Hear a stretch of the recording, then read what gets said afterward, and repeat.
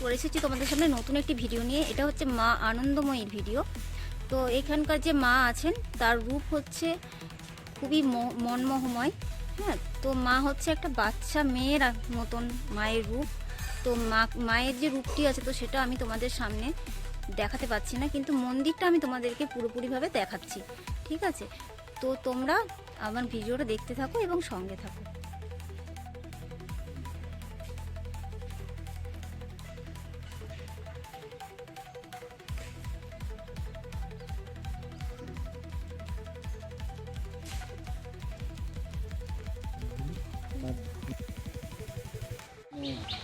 প্রতিষ্ঠা হবার সংক্ষিপ্ত ঘটনা, বিস্তার করে বলা সম্ভব। ঠিক আছে, আপনি যা করেন। সময়টা ছিল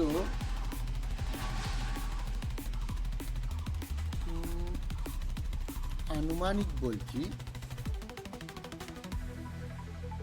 বাংলা সাল হবে ওই 1100 বঙ্গাব্দ, 1100 বঙ্গাব্দের 5-এর দশক, 1150-52 বঙ্গাব্দ। এবার ইংরাজিতে তোমরা ওর সঙ্গে +7 করে নেবে, 1900 হয়ে যাবে। যাই হোক, ব্রিটিশের তখন তো একদম পিক টাইম। এখানে গভর্নর জেনারেল ছিল লর্ড কর্নওয়ালিস। কর্নওয়ালিসের সময় এই অঞ্চলের এই চন্দ্রশেখর জমিদারি কোম্পানি অ্যান্ড প্রাইভেট লিমিটেড, তো বেশিরভাগ এতেই ছিলেন, দায়িত্বে ছিলেন মহেশচন্দ্র চৌধুরী, যার নামে এখনও তোমরা ওই যোগবাজার স্টপেজ ভবানীপুরের মহেশ চৌধুরী লেন বলে রাস্তা রয়েছে। ওনার আর একটা এগ্রিকালচার ফার্ম ছিল সুন্দরবনে, বাসন্তী ব্লক। ওটা অনেকখানি এরিয়া, প্রায় 14-15টা মৌজা নিয়ে। তো ওখানে একটা কাছারি বাড়িও ছিল। এখানেও এনারা দেখাশোনা করতেন সব কিছু। প্রচুর লোকজন এসব ছিল, যারা যারা নিজের নিজের দায়িত্ব দেওয়া ছিল। ওনাদের একটা আসা যাওয়া ইত্যাদি সব ছিল। প্লাস সুন্দরবনে বাসন্তী ব্লকে ওখানে একটা যে কাছারি বাড়ি ছিল, মানে অফিস বাড়ি, তার সামনে এরকম একটা পুকুর ছিল, কালী পুকুর নাম। এই পুকুরটার নামও কালী পুকুর।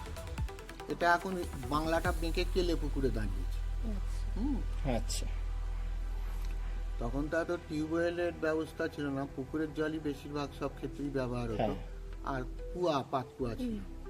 যাই হোক, মহেশচন্দ্র চৌধুরীর স্ত্রী কালীপ্রসন্না দেবী ওই কালীপুকুরে একদিন চান করতে নেবে, কি একটা যেন হোঁচট খেলাম রে বলে লোকজনদের বলেছেন। তারা তুলে দেখলো যে একটা খুব বড় ইটের মতন একটা জিনিস, সেটা তামার, প্রায় ধরো প্রায় 3 ফুট বাই 1.5 ফুট, 1 ফুট এরকম চওড়া। তাতে অবিকল এই মায়ের যে রূপটা দেখছো, এই ছবিটা আঁকা। যাই হোক, তুলে আনা হলো। দেখে সবাই একটু হয়ে বললেন যে ঠিক আছে, থাক অফিস বাড়িতে। আমাদের শোনা কথা যে সেই দিনই মা স্বপ্নাদেশ করেছিলেন ওই কালীপ্রসন্না দেবীকে, যে তোদের বর্ধমান জেলায় যে আমাদপুর গ্রামে রাধা মাধবজিউ রয়েছেন, ওই গ্রামে আমার এই যে ছবি দেখছিস, এই দেখে পুরো আমার মূর্তি প্রতিষ্ঠা কর, আমি ওখানে থাকবো। আর আমার মন্দিরের পিছনে বড় জলাশয় হবে, দিঘি, এটা আনন্দময়ী দিঘি। আচ্ছা, ভালো। এটা কি মন্দিরের পিছনে আছে আপনার? পিছনে হয়তো দোল মঞ্চের। আচ্ছা, এই মন্দিরের সামনাসামনি যে আরেকটি পুকুর আছে, এটার নামও কালী পুকুর। আচ্ছা, দলিলে কালী পুকুর, প্রচলিত কেলে পুকুর। কেলে পুকুর, কালী থেকে কেলে হয়ে গেছে। আচ্ছা আচ্ছা, মানে মায়ের নামটা কি হয়েছে?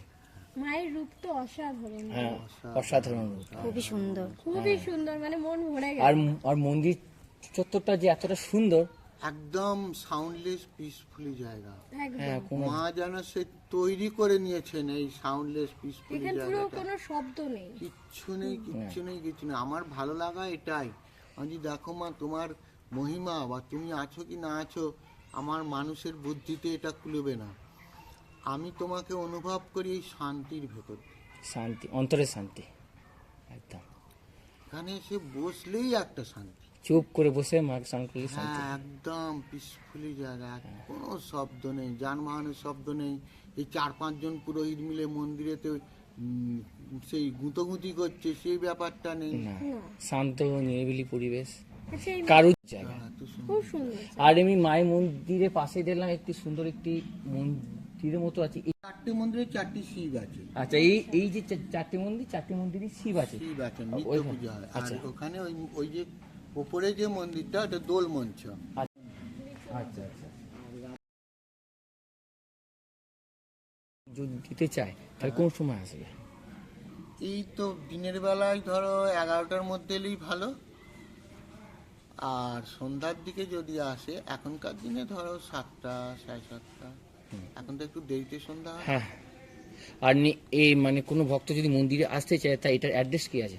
অ্যাড্রেস ওই যে post and village Amadpur, Memari থেকে আমাদপুর আসে।